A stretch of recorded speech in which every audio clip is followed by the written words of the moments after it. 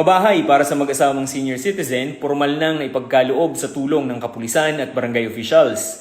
Isang makabuluhang proyekto ng bayanihan at malasakit ang matagumpay na naisakatuparan sa barangay M. Rojas matapos formal na maipagkaloob ang bagong tahanan para sa mag-asawang senior citizen na sina Nanay Aurora at Tatay Federico Macareza sa pamamagitan ng pagtutulungan ng revitalized police sa barangay, mga opisyal ng barangay at mga pribadong individual. Nagsimula ang inisyatibong ito nang mapansin ng RPSB team ang kalagayan ng mag-asawa habang nagsasagawa ng needs assessment survey sa barangay at dahil sa kanilang kalunos-lunos na sitwasyon, agad na nakipag-ugnayan ng mga pulis sa mga opisyal ng barangay upang makahanap ng konkretong paraan upang matulungan ang mag-asawa.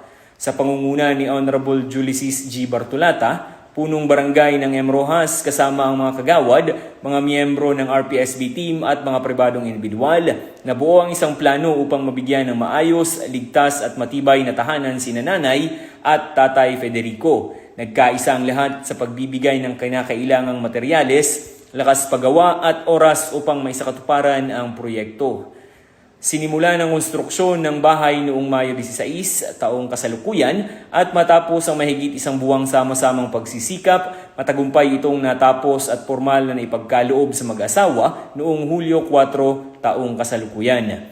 Ang bagong tahanan ay hindi lamang nagsisilbing silungan para kina Nanay at Tatay, kundi simbolo rin ng panibagong pag-asa, seguridad at mas maayos na pamumuhay para sa kanilang mag-asawa. Ipinakita ng proyektong ito ang tunay na diwa ng bayanihan, pagkakaisa at malasakit sa kapwa na siyang nagpapatibay sa ugnayan ng kapulisan at komunidad. Sa pamamagitan ng mga ganitong inisyatiba, higit na nagpapalakas ang tiwala at kooperasyon ng komunidad at kapulisan tungo sa pagkakaroon ng mas ligtas, mas maunlad at mas malasakit na pamayanan.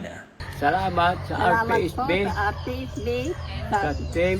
sa team San M. Rojas.